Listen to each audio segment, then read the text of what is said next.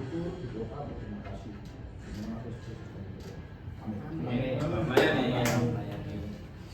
Puji nama Tuhan, saudara. Seberapapun kita yang hadir di tempat ini, kita akan mulai ibadah kita.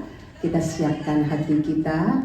Mari kita akan bersatu dulu sebentar diiringi dengan Bang Willy ya. Haleluya, kita mengucap syukur. Terima kasih Bapa. Engkau sungguh amat baik dalam hidup kami. Kami bersyukur dalam setiap peristiwa Tuhan ada di situ. Tuhan tetap menggenggam tangan kami dan tidak pernah melepaskan kami. Inilah yang menjadi satu kekuatan untuk kami ya Bapa. Apapun yang kami alami Tuhan, kami tetap berkata Engkau segalanya bagi kami. Kami tetap berkata Tuhan sungguh Engkau baik dan setia. Terima kasih banyak buat kesempatan kami bisa beribadah bersama teman-teman kami. Dan kami percaya pada saat kami kumpul di sini Tuhan Engkau hadir. Dan kehadiranmu akan membawa sesuatu berdampak buat hidup kami. Kami membuka hati kami Tuhan. Kami mengizinkan Tuhan yang berkarya. Tuhan yang harus memperbaiki kami. Tuhan yang harus memulihkan kami. Di saat kami mau dipulihkan. Di saat kami mau diperbaiki. Terima kasih Bapa. Mari teman-teman kita bangkit berdiri, kita katakan sebab kami nyanyi itu baik. Yuk, Willy.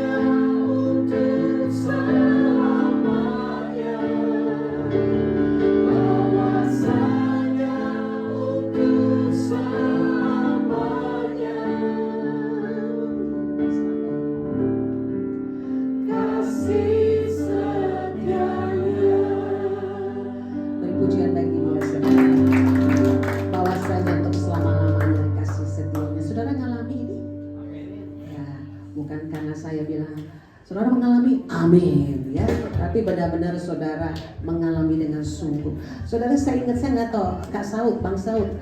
Kalau misal waktu saya ingatnya gini peristiwanya waktu itu Paulus menulis di dalam penjara. Saya tak ingatnya Filipi, tapi saya nggak tahu Filipi pasal mana dia bilang bersukacitalah. Sekali lagi aku katakan bersukacitalah itu di mana Bang Saud? Filipi pasal mana? Nanti saudara kulik lagi ya, di mana tuh saudara? Ya. Saya juga membayangkan bagaimana Paulus ada di dalam penjara, tapi dia bisa bilang bersukacitalah. Sekali lagi kukatakan bersukacitalah, saudara. Ya gimana tuh dia, saudara? Karena dia ngalami kebaikan Tuhan, karena dia sudah ngalami, saudara. Ya dari berbagai macam peristiwa, didesah ya. Ya mungkin dia senantiasa ada dalam ancaman, dalam bahaya, tetapi walaupun dia ada di dalam penjara dia bisa berkata bersukacitalah dalam Tuhan. Saudara mau bersukacita, saudara nggak di dalam penjara, saudara. Saudara ada di Smart Friend, saudara. Ya, jadi saudara harus lebih bersukacita, saudara. Yuk kita angkat pujian ini pujian baru. Kita sama-sama belajar.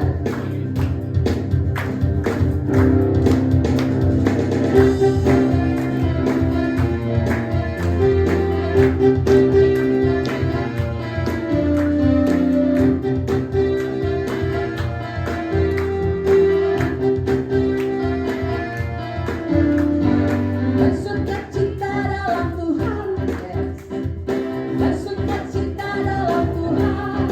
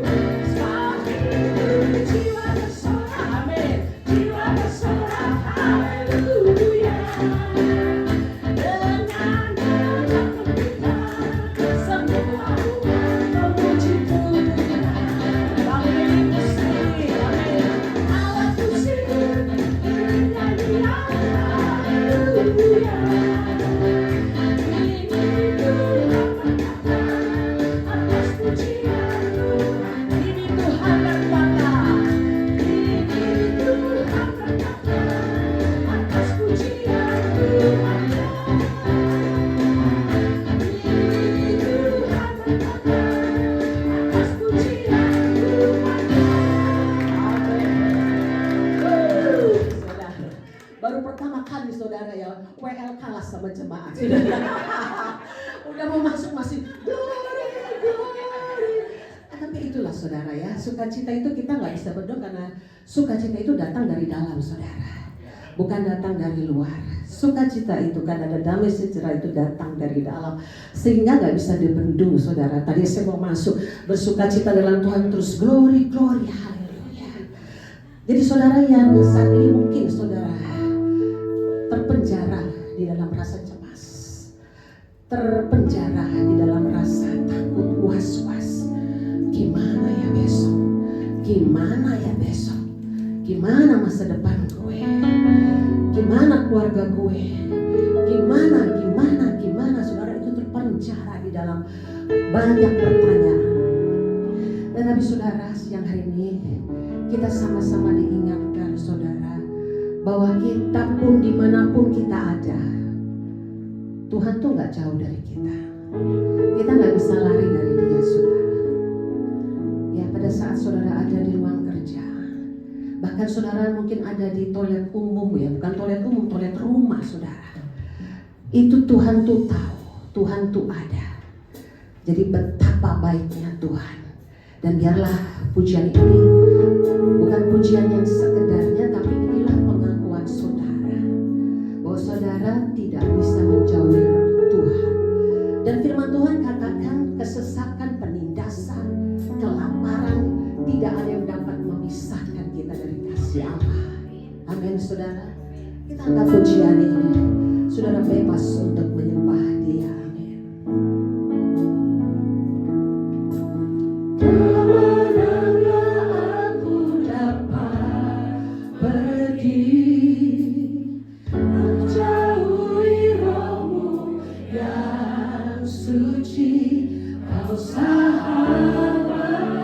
Saudara rasakan Dia adalah sahabat saudara dan dekat.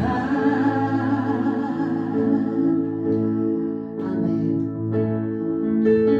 Bahkan seluruh pengabdianku tak bisa membalas kesetiaanmu, sungguh beria.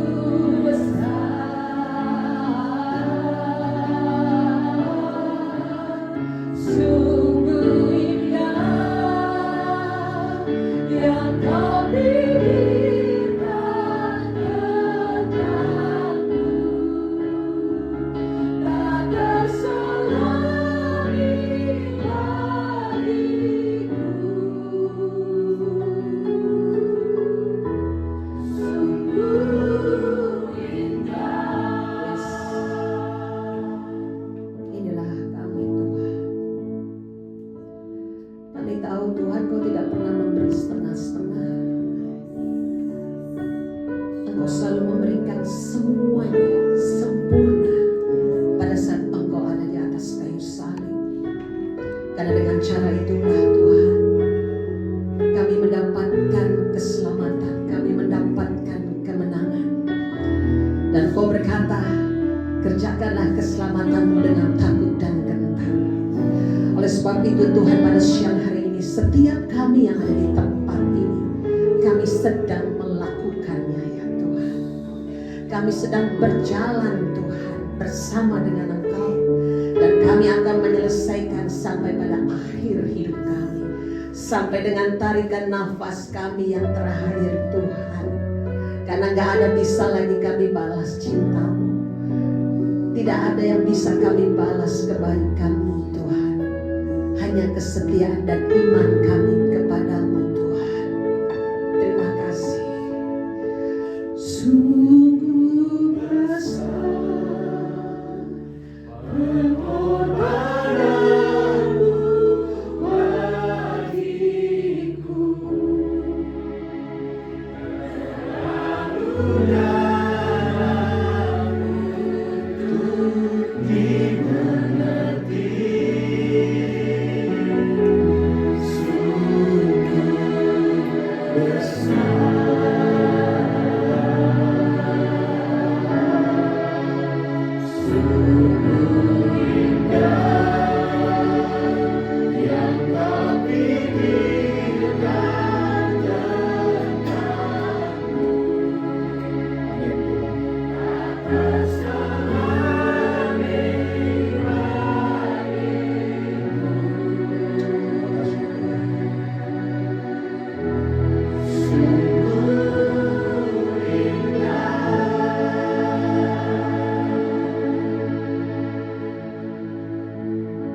Kami percaya rancangan-Mu yang terbaik buat kami Tuhan.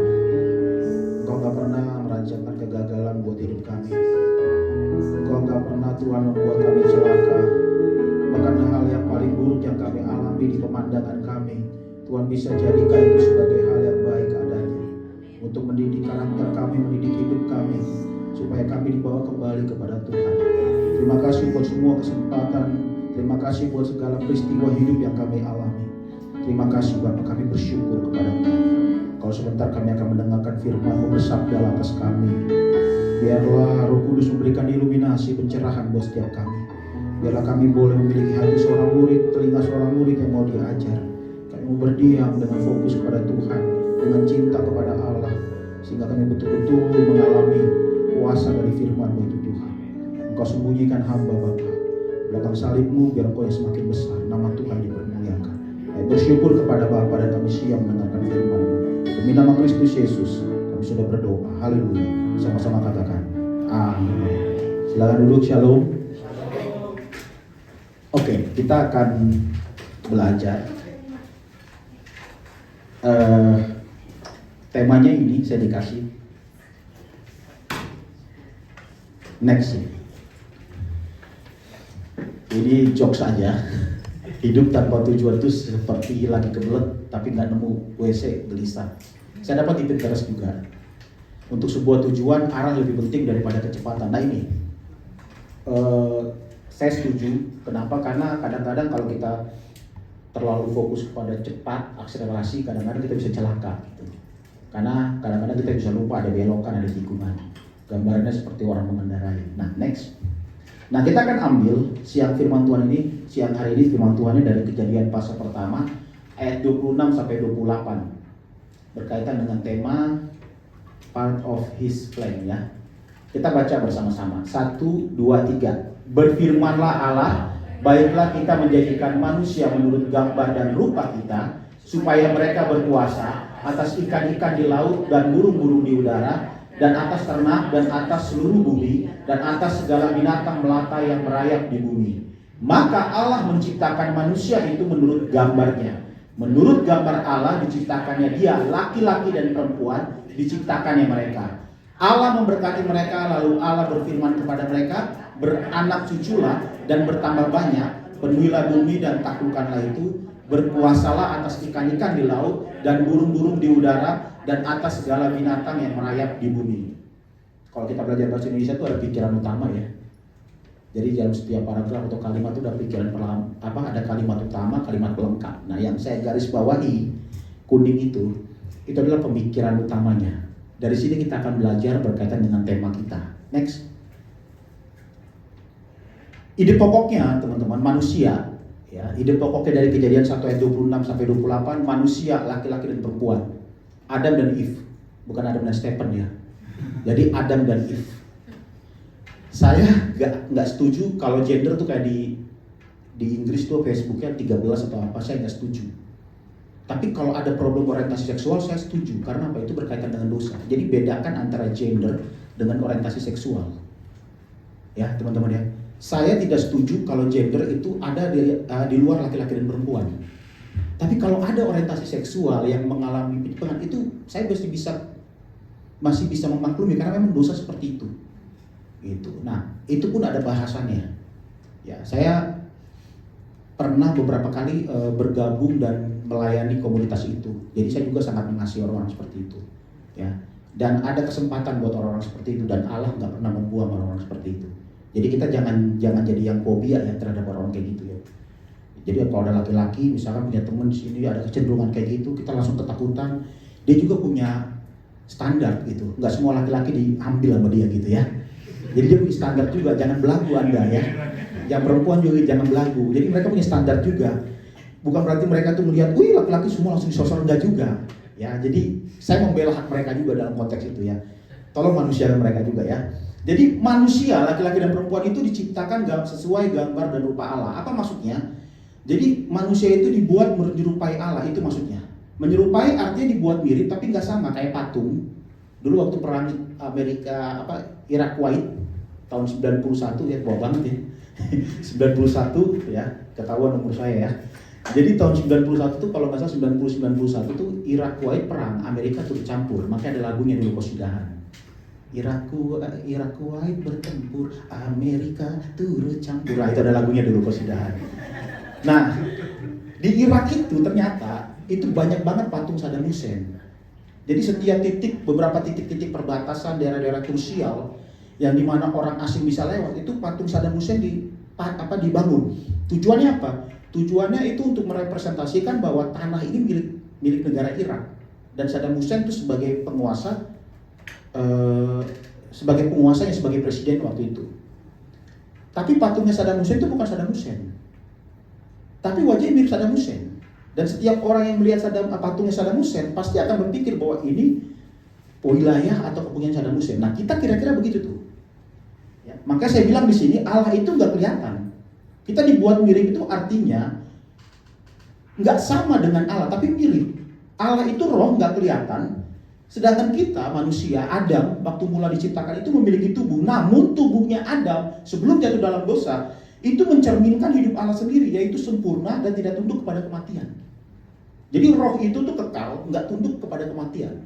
Manusia awal mulanya tubuh kita ini didesain kekal adanya.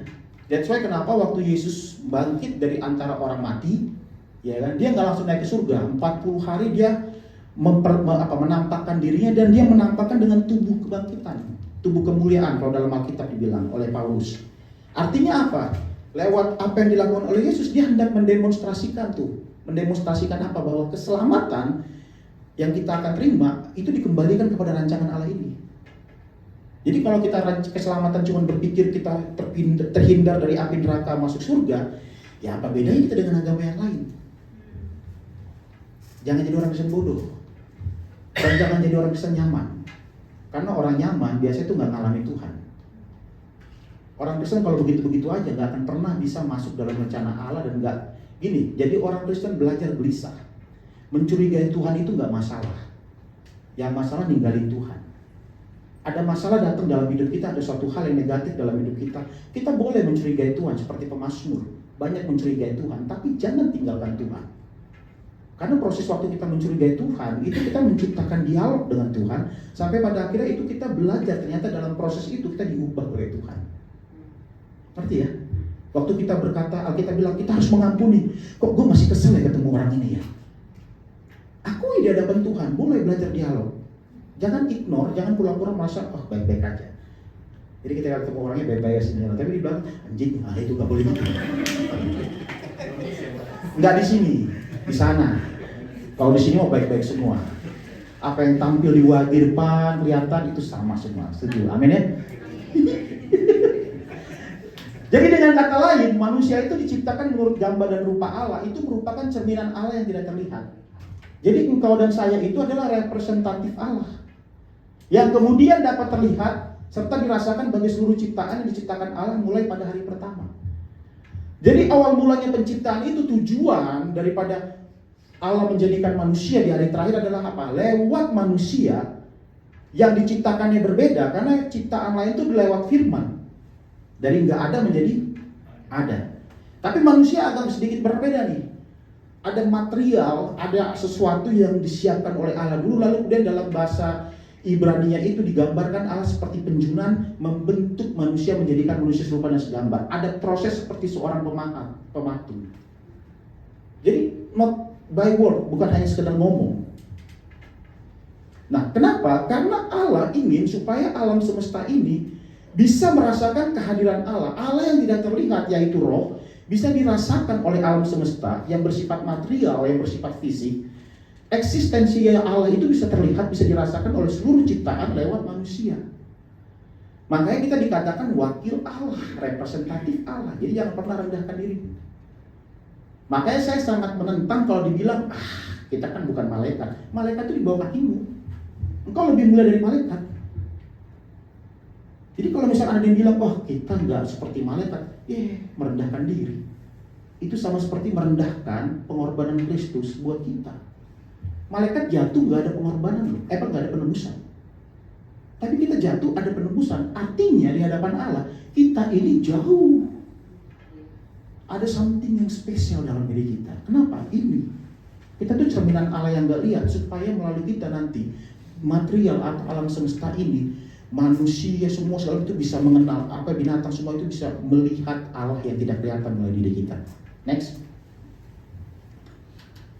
Makanya waktu kita udah memahami bahwa kita cerminan atau representatif Allah yang tidak terlihat bagi ciptaan, maka kita akan dengan mudah memahami tujuan Allah atau rencana Allah bagi kita dalam dunia ini. Rencana Allah bersifat personal, rencana Allah itu ada dua, yang bersifat personal masing-masing, gumuli sendiri-sendiri. Tapi ada blueprint, ada big plan Allah bagi setiap kita yang percaya kepada Kristus.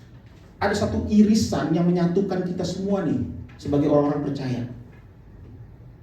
Yang suka nggak suka itu harus kita terima, harus kita lakukan sebagai bagian dari apa? Dari rasa percaya kita, dari proses beriman kita, mempercayakan diri kita kepada Allah. Maka iman itu kan pistis, mempercayakan diri kepada Allah. Jadi beriman itu bukan pengen punya rumah dikelilingin rumah orang dalam nama Yesus. Beriman itu iman apaan? Sesat, lu jadiin Yesus dukun. Yesus bukan juru selamat ekonomimu. Yesus juru selamat hidupmu. Beriman bukan begitu. Makanya saya sedih kalau ada gereja yang ngajarin beriman begitu. Klaim janji Allah. Emang Allah asuransi? Kalian klaim. Kalian gak pernah bayar premi kok.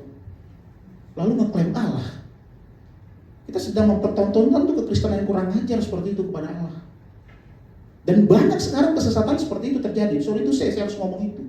Karena apa? Saya pertama belajar Alkitab, yang kedua saya bergulat dengan kenyataan hidup, bagaimana menghidupi Allah itu segala macam. Lalu kemudian tiba-tiba ada pendeta keluaran, kejadian, lalu ngomong soal iman sembarangan, pakai prinsip kayak begitu-begitu. Dia dulu nyembah Gunung Kawi, bertobat, lalu kemudian nyembah Yesus, prakteknya sama kayak di Gunung Kawi. Allah nggak seperti, kekristenan nggak boleh seperti itu. Jadi Allah itu punya tujuan mulia. Bagaimana kita tuh tetap menjadi cerminan Allah. Meskipun manusia jadi dalam dosa, tujuan Allah itu gak berubah buat engkau dan saya. Gak berubah. Tujuan manusia itu supaya manusia berkuasa atas ikan di laut dan burung-burung di udara, atas ternak dan seluruh bumi. Karena manusia cerminan Allah sendiri, maka berkuasa atas pemerintah harus diselenggarakan sesuai dengan karakteristik atau sifat-sifat Allah, bukan semaunya kita. Jadi tujuan Allah adalah apa? Supaya manusia berkuasa. Berkuasa dalam arti di sini apa? Memerintah. Memerintah apa? Merepresentasikan Allah. Allah yang gak kelihatan lewat hidup kita, kemudian orang bisa melihat ada Allah yang hidup.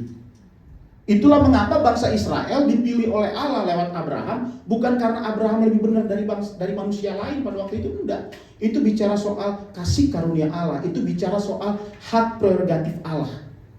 Allah dalam rencana yang besar memilih Abraham dari sekian banyak orang, bukan karena Abraham lebih mulia, lebih suci, lebih benar, enggak. Tapi itulah kasih karunia, itulah anugerah. Lewat Abraham melahirkan satu bangsa yang bernama Israel. Dan Israel diberikan mandat lewat Israel nanti. Seluruh bangsa lain itu bisa mengenal Allah yang benar. Makanya Allah memberikan hukum. Allah memberikan hukum Taurat. Yang dimana ada 3 di situ hukum Taurat. Hukum yang mengatur keagamaan, hukum yang mengatur hubungan dengan Allah, hukum yang mengatur ibadah, hukum mengatur hubungan dengan sesama.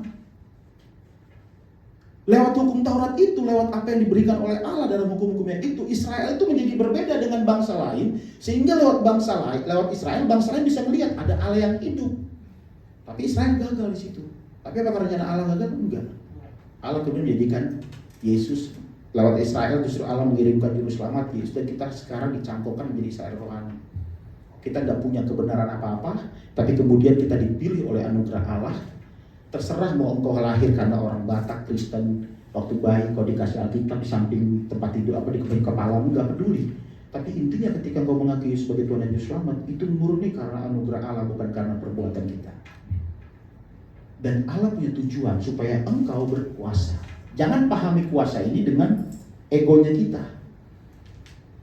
Pahami kuasa itu artinya memerintah, di mana waktu kita memerintah, waktu kita berkuasa, kita harus menyelenggarakan hidup kita, pemerintahan diri kita itu seperti sifat-sifat Allah, bukan maunya kita.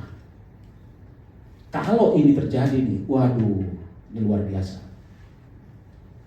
Jangankan full ya, berproses kita menuju ke Allah ini, kita punya kesadaran ini, Anda akan jadi orang yang dipakai Tuhan dan gak akan pernah dipermalukan, meskipun dunia berusaha mempermalukan kau. Percayalah, Allah dengan tangan yang hebat akan membela kau.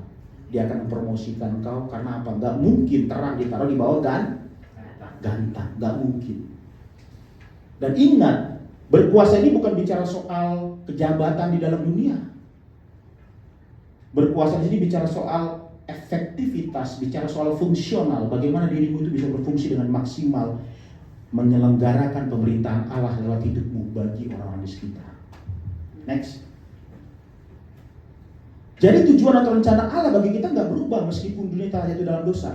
Di mana kita yang adalah cerminan Allah harus menaklukkan atau berkuasa atau memerintah di dunia ini, supaya lewat kita dunia ini bisa mengenal Allah yang benar, Allah yang sejati, Allah yang kita sembah, Allah yang hidup, Allah yang telah memberikan keselamatan kepada kita, Allah yang kemudian direpresentasikan lewat pribadi Yesus ketika dia berinkarnasi menjadi 30 karakteristik itu kelihatan waktu Yesus berinkarnasi 33,5 tahun hidup di tanah Palestina sana.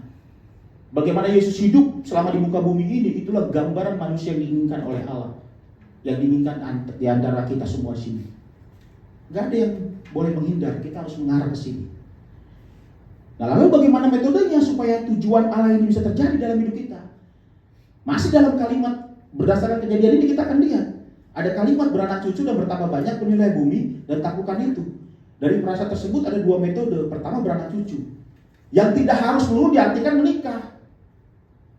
Ini kegagalan nih. Saya kalau bikin bimbingan pranikah, saya selalu bilang, apa yang kau pahami soal kejadian pasal 1? Rata-rata tuh bilang beranak cucu, Bang. Apa? Kawin. Terus kawin apa? Punya anak. Terus apa lagi? Kayak binatang kau, saya bilang gitu. Apa beda kita dengan binatang kalau cuma begitu pemikiran kita? Lalu bagaimana dengan nasib Paulus yang katanya menurut sejarah Alkitab nggak menikah? Bagaimana dengan Yesus yang waktu mati nggak menikah juga? Bagaimana dengan ada di sini nggak menikah? Ini berita baik buat engkau. Nilai hidupmu nggak berkurang di hadapan Allah. Nilai hidupmu akan berkurang di hadapan Allah dan nggak ada artinya bukan karena engkau nggak menikah, tapi kalau engkau tidak menjalankan fungsi ini. Kalau engkau nggak menikah, minimal hidupmu itu tetap menjadi representatif Allah. Jadi tujuan kejadian pasal 1 ayat 26 itu tujuannya bukan kepada kawin, punya anak digedein, ya kan? Sekolahin apa? Kuliah lagi. Lalu apa? Anaknya cari kerja lagi. Lalu apa? Cari mantu. Punya cucu apa? Apa bedanya kayak sapi di sana? No? Kita harus cerdas berpikir sebagai orang Kristen. Pasti nggak itu tujuan Allah. Makanya kemudian saya menemukan ternyata ini dikaitkan dengan pernikahan. Karena waktu itu Israel, sejarahnya Bapak Ibu, Amang, Inang, ya, Namburu, Tante, Cici, Cece, Kokong, ya. Sejarahnya waktu itu Israel itu adalah bangsa yang tidak terlalu banyak. Maka Tuhan memerintahkan supaya lewat keturunanmu Israel, kau pilih supaya bumi ini penuh dengan orang-orang yang menggambarkan yang apa? Manusia yang serupa dan segambar dengan Allah. Itu tuh kepada Adam. Waktu itu bukan kepada Israel. Adam pada waktu itu dan Hawa itu kan belum penuh, belum banyak manusia. Allah memberikan mandat kepada Adam dan Hawa supaya beranak cucu. Tujuannya apa? Supaya bumi penuh dengan manusia-manusia yang segambar dan serupa dengan Allah. Tapi kan Adam jadi dalam dosa. Lalu apakah perintah itu berkurang? Enggak, tetap harus menikah. Tapi apakah menikah itu menjadi tujuan dari perintah beranak cucu? Betul? Enggak juga. Jadi ternyata fokusnya itu bukan soal menikah, tapi fokusnya adalah soal penuhi. Ada kata penuhi di sini. Itu artinya multiplikasi. Maka lebih tepat diartikan memuridkan. Itulah mengapa Tuhan Yesus sebelum naik ke surga, jadikanlah semua bangsa. Itu sama minimnya, maknanya, pesannya. Seperti Allah memberikan perintah kepada Adam dan Hawa, beranak cucu, penuhi bumi. Metodenya waktu itu adalah apa? Lewat keluarga. Penuhi bumi, multiplikasikan manusia yang serupa dan segambar dengan Allah. Tapi manusia itu dalam dosa nih. Merusak semua termasuk pernikahan. Daripada pernikahan rusak, daripada kau menikah dengan orang yang salah, lebih baik gak usah menikah. Tapi kau gak boleh lepas dari ini, memenuhi bumi dengan manusia yang serupa dan segambar dengan Allah. Artinya hidupmu harus menjadi berkat buat orang lain, harus memuridkan orang lain, dan harus punya compassion untuk orang lain supaya mereka bisa mengalami Kristus lewat hidupmu. Bisa gak? Bisa. Dan Tuhan pasti akan kirimkan orang-orang yang selaras, seirama dengan pergulatanmu. Karena Tuhan gak pernah ngasih melebihi kekuatanmu. Misalkan kau bergulat, kau seringkali dianiaya secara verbal. Apalagi orang Batak, dikit lagi kan malam tahun baru nih kan, mandok kata. Kalau udah mulai usia-usia alarm nih dari keluarga, aman, tahe, udah mulai nih acara tanggal 7 belum mau 31, Tuhan, udah mulai bikin acara. Mak, aku ada kerja ya, nggak libur, alasan itu, sengaja, atau pergilah kemana gitu ke teman-teman, keluar kota segala macam, nggak bisa aku batalin Mak. Tulang nggak bisa aku batalin. Kenapa? Udah ku booking tiket. Nah, karena kita udah capek kadang-kadang kan. Ditanya kapan nikah. Biar nikah kapan punya anak. Apalagi kayak saya pendeta. Dulu saya kan nikah telat saya. Ditanya kapan nikah. Kok nggak laku-laku? Kurang ajar gue bilang. Mahal awak. Bilang nggak laku. Lalu ketika menikah ditanya kapan kau punya anak? Aduh. Udah bertahun-tahun saya menikah gak punya anak. Sampai akhirnya saya berdamai. Tahun kedua dengan istri berdamai. Sampai saya bilang begini, tidak punya anak pun tidak membuat nilai kita. Karena ternyata kami punya banyak anak rohani. Saya punya adik ipar yang kemudian bisa saya bimbing. Yang dari Parutauta sana datang ke Jakarta kuliah. Par minggu pun gak jelas kadang-kadang kan. Nah kita bimbing lah itu. Itulah tujuan Allah buat kita. Penuhi cucu. Karena kalau misalkan penuhi bumi itu artinya berumah tangga, punya anak. Kayak saya gagal dong, gak bisa gak menggenapi rencana Allah. Pasti gak begitu. Allah itu adil dalam segala perkara. Makanya saya menemukan kebenaran ini. Saya gak tahu pernah denger ini gak? Jarang pasti denger ini ya. Bahwa Kejadian pasal pertama itu linear dengan Matius 28 dengan perintah Yesus. Penuhi bumi beranak cucu bukan soal menikah, tapi soal memuridkan. Nah itu tuh. Berarti keluarga, kalau dalam konteks Kejadian, lembaga pertama untuk memuridkan adalah keluarga. Makanya kalau saya tanya orang menikah, udah siap kau menjadi suami yang melalui hidupmu nanti istrimu bisa melihat Kristus, anakmu bisa melihat Kristus? Udah siap kau sebagai istri? Langsung mereka, bang kami tunda dulu nikah. Bagus saya bilang. Lebih baik begitu kau, tunda nikah, perbaiki dirimu. Daripada kau buru-buru nikah, ngejar deadline dari keluargamu, tapi pas rumah tangga berantakan semua, hancur. Nah lebih baik gak usah. Ya, yang jomblo-jomblo gak usah lah kau sel dirimu ya. Gak usah kau bilang aduh kayaknya hina kali awal gak laku-laku. Gak usah terlalu berlebihan dandannya. yang cewek-cewek. Gak usah kau tunjukkan bagaimana kau jomblo kamu itu dengan dandamu berlebihan, menor sekali segala macam, berharap supaya pakaian seksi bisa dilihat segala macam supaya berharap ada laki-laki. Hei, yang perlu kok gini, jodoh di tangan Tuhan. Tapi pilihannya dengan siapa kita menikah itu tangan kita. Karena itu persiapkanlah dirimu, bukan cari jodoh, tapi persiapkanlah dirimu untuk layak mendapatkan jodoh yang berkualitas. Kalaupun enggak nanti, berarti kamu harus terima bahwa enggak ada orang yang berkualitas untuk jadi pasanganmu. Hidupilah dan bergembiralah dengan keadaanmu. Karena pada akhirnya nanti Allah enggak pernah memperhitungkan itu semua. Enggak ada orang yang enggak menikah enggak masuk surga, enggak ada. Jadi di hadapan Allah ini bicara soal keadilan. Waktu saya ketemu ini, saya ngomong ke orang-orang single, waktu itu ada komunitas single, mereka bergembira sekali. Akhirnya Tuhan, kami punya alasan Alkitab untuk menjawab pada keluarga kami, dibilang gitu. Dalam hati saya salah juga saya jelasin ini. Tapi mereka ada yang mengundang saya untuk bersekutuan keluarga. Dia spesial mengundang saya. Hal kita ini. Kenapa saya diundang? Supaya saya yang ngomong. Bukan dia yang ngomong. Saya bilang, jangan rencanamu ya. Tapi tidak apa-apa lah. Kapan lagi kita mengajari anak-anak kita ini, saya bilang gitu. Nah, jadi ini. Next. Metode yang kedua itu taklukkanlah yang dapat diartikan bekerja. Makanya kata avodah, ibadah, bekerja itu dalam bahasa Ibrani itu avodah, ibadah. Jadi ibadah itu bekerja ya ibadah. 2 jam di gereja itu bukan ibadah, ngumpul-ngumpul kau. Kadang ngomongin singer, ngomongin WL, ngomongin pendeta, ngomongin sintua, ngomongin pelayanan. Nah, itulah tempatmu selama 2 jam di situ. Bukan beribadah kau. Bereng. Inang semar matai, lihatlah. Telah saya berjalan, bereng. Mar minggu jam siang, jam 3, jam 7 gimana nggak sakit, sandal gitu. Wah, mantap.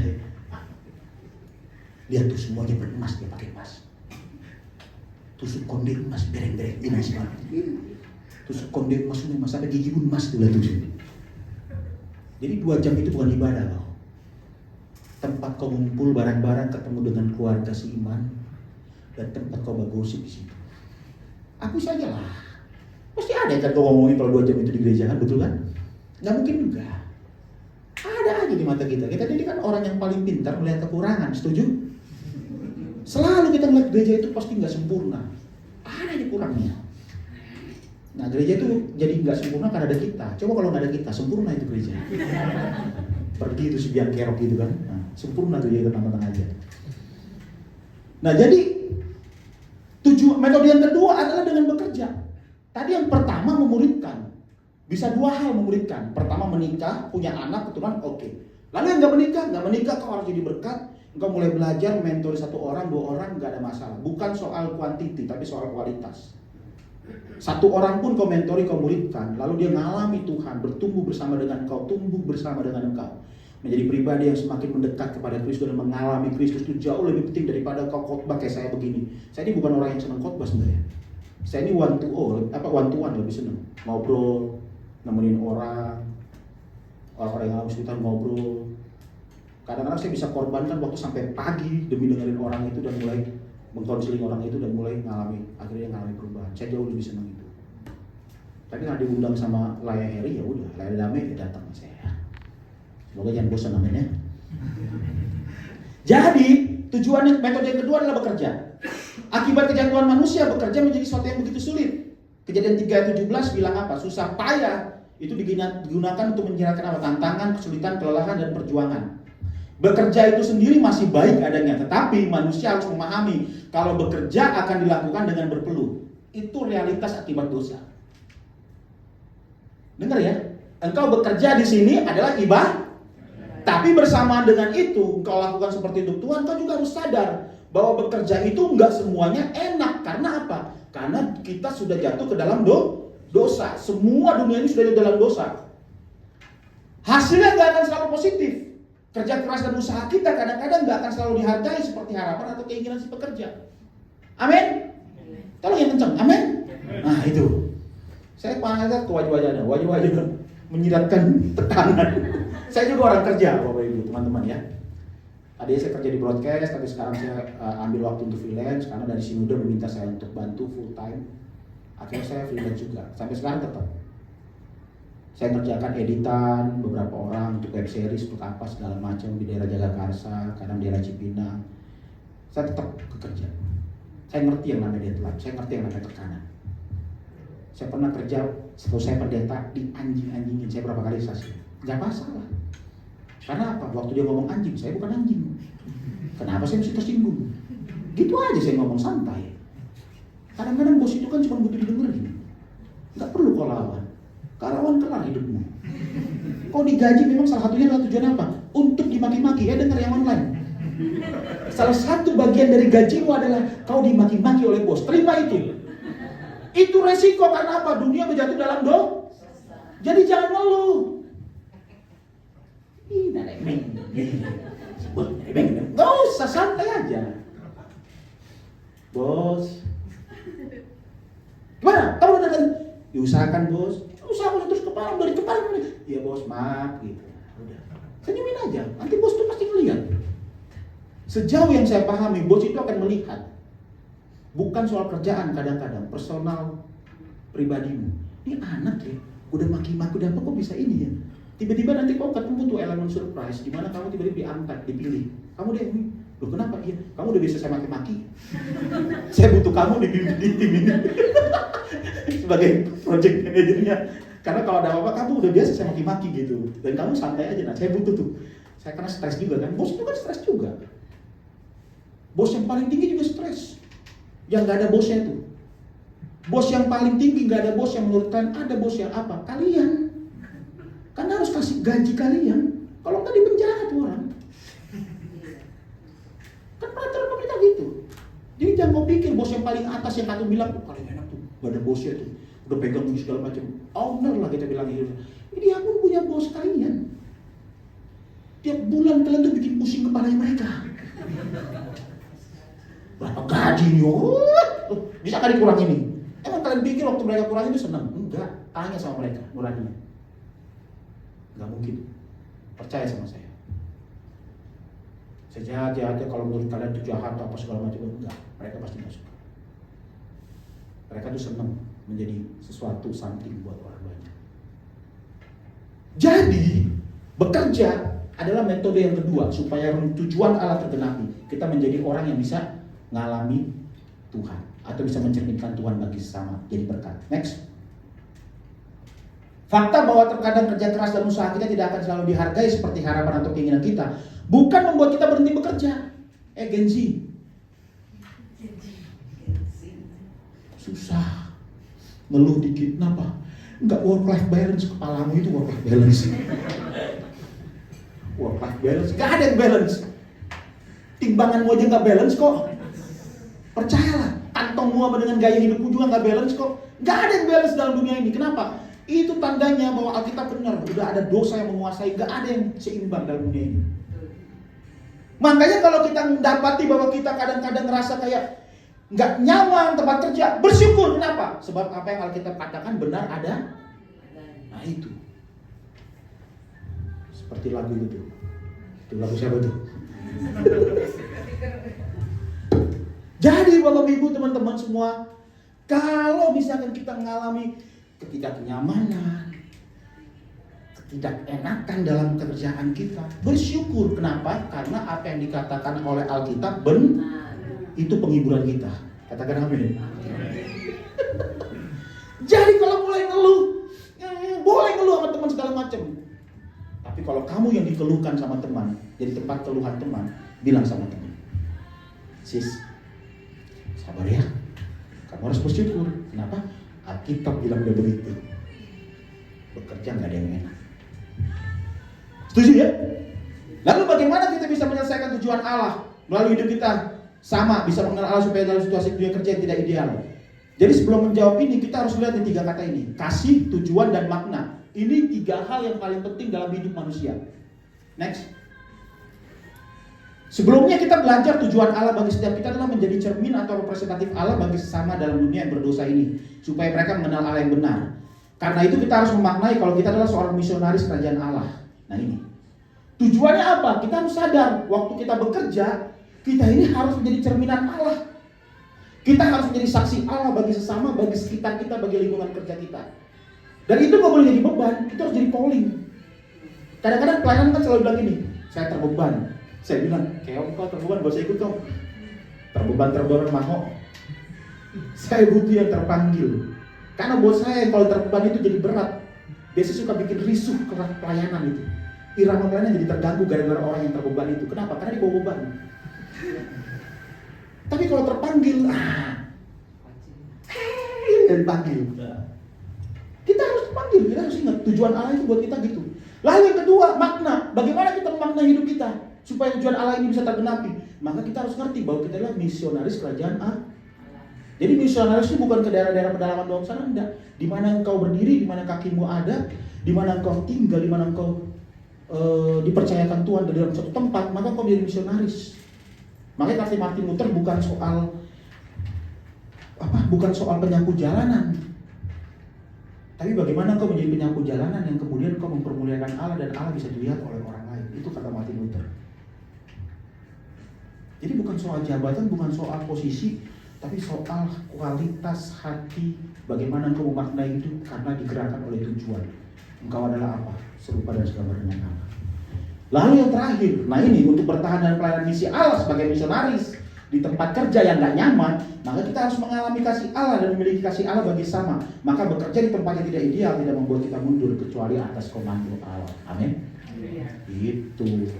Makanya kalau komando Allah salah satunya apa? Engkau gak diperpanjang. Nah itu komando Allah tuh. Karena gak mungkin, Pak gak bisa. Tuhan gak ngomong sama saya untuk berhenti di perusahaan ini. Siapa tahu? Salah satu komando Allah bisa bekerja melalui pimpinanmu dan bilang kayak gini, maaf ya, kamu gak kita perpanjang. Nah itu komando Allah. Berarti kau harus berdoa dan belajar bersyukur dan menerima realitas. Jangan bunuh diri, lompat dari atas ini turun ke bawah. Enggak. Cari Tuhan berlutut dan bilang, Tuhan, aku selesai di tempat ini, ampuni kalau aku belum menjadi berkat. Bimbing aku untuk temukan aku di tempat yang lain. Jadi tidak ada tuh yang namanya idealisme dalam bekerja. Paham ya? Tidak ada. Karena bekerja cuma metode, bukan tujuan. Maka saya mau katakan, salah satu yang saya suka dari satu buku di dalamnya dia adalah apa? Dulu ada buku namanya Jebakan Passion. Saya punya adik rohani lulusan London School. Bermimpi mau kerja begini segala macam, pas dia coba stres dia. Nggak bisa dapat. Akhirnya apa? Jualan ayam goreng sekarang. Saya bilang sama dia, kerjain. Tapi nggak sesuai passion gue bang. Kok nggak sesuai passion gue kok? Forget it sama passion.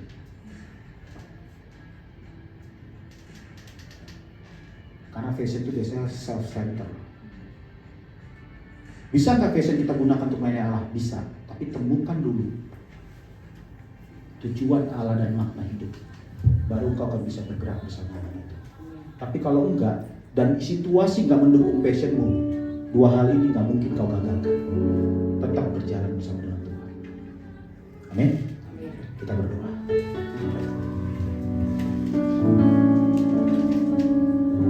Bapa, kami bersyukur rencanamu enggak pernah gagal. Meskipun dosa menguasai dunia ini, dalam ketidaksempurnaan kami Tuhan, kami mengerti saat ini Engkau memanggil kami Tuhan untuk menjadi wakilmu Allah dimanapun kau percayakan kami. Engkau memanggil kami untuk menjadi misionarismu, supaya melalui hidup kami bisa mengenalkan Kristus kepada orang lain. Karena itu bawa kami Tuhan naik level, bawa kami Tuhan mengalami Tuhan lebih lagi, bawa kami Tuhan belajar akan Kau lebih lagi. Lewat situasi yang gak nyaman, lewat keadaan yang tidak memungkinkan yang negatif, kami belajar Tuhan untuk melihat Tuhan dalam segala peristiwa dan memaknainya dengan kacamata Engkau, sehingga kami bisa bertumbuh dan itu bisa kami bagikan buat orang-orang di sekitar kami. Mampukan kami, tolong kami Tuhan. Jangan permalukan kami dimanapun kami berada. Jangan permalukan kami Tuhan, apapun yang Tuhan percayakan pada kami. Kami memohon dengan kerendahan hati, kiranya Allah memampukan kami untuk menyelesaikannya dengan penuh rasa tanggung jawab. Terima kasih buat segala hal Tuhan. Berkati PD di tempat ini. Nama Tuhan dipermuliakan. Demi nama Kristus Yesus kami berdoa. Amin. Silakan.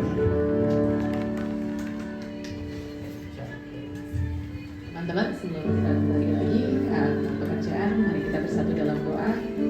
Bapa, Tuhan kami, betapa mulianya nama-Mu di seluruh bumi. Keagungan-Mu mengisi langit dinyanyikan. Dari mulut bayi-bayi dan anak-anak yang menyusu telah Kau letakkan dasar kekuatan karena lawan-Mu untuk membungkam musuh-musuh dan penendang.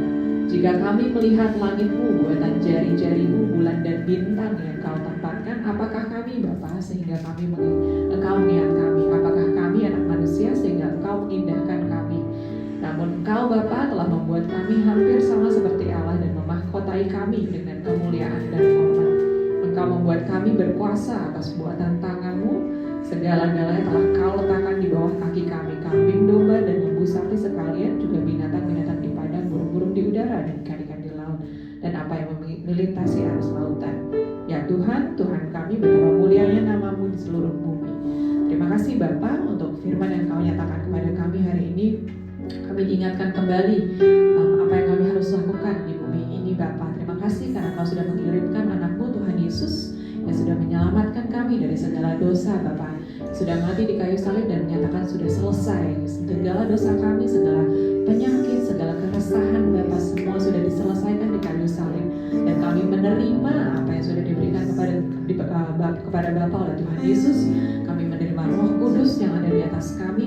Kami menerima kasih, sukacita, damai sejahtera, kesabaran, kemurahan, kebaikan, keselamatan, lembutan, dan penguasaan diri Bapa.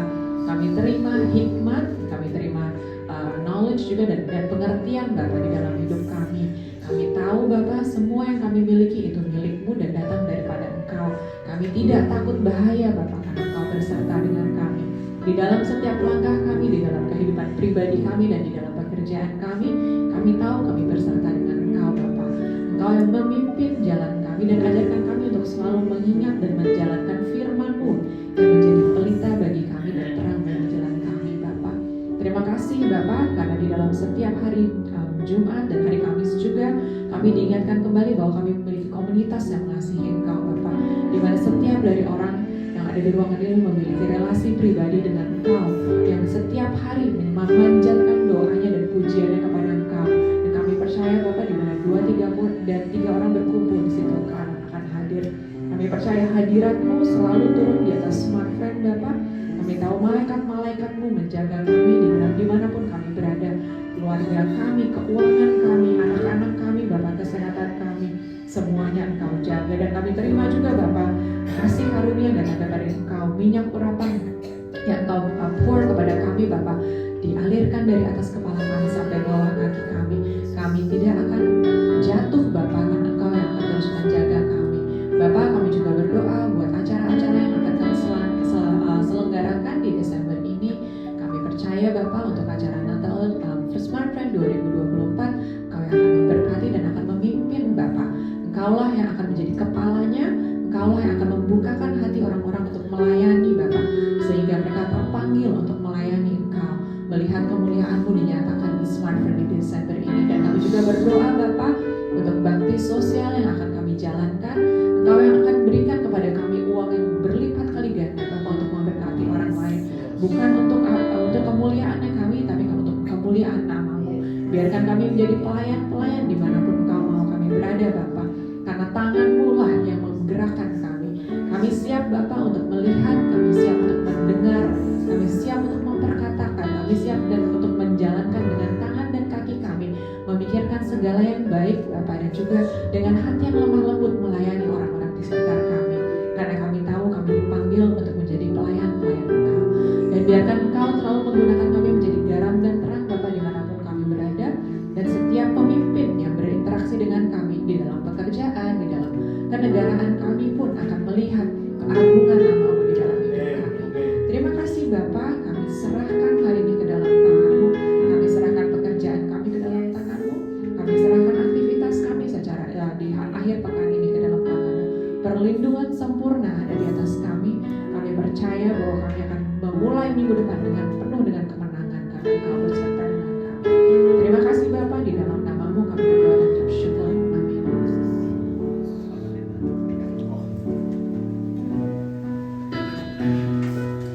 Mari kita bangkit berdiri di hadapan Tuhan. Saat ini terimalah berkat daripada Allah Bapa. cinta dan kasih daripada Tuhan kita Yesus Kristus, bahkan pendampingan daripada Roh Kudus akan menyertai engkau di dalam kegiatanmu sepanjang hari ini bahkan seterusnya. Nama Tuhan dipermuliakan, panji Allah terus menyertai engkau sampai selama-lamanya. Kami terima berkat ini. Haleluya. Sama-sama katakan. Amin. Amin.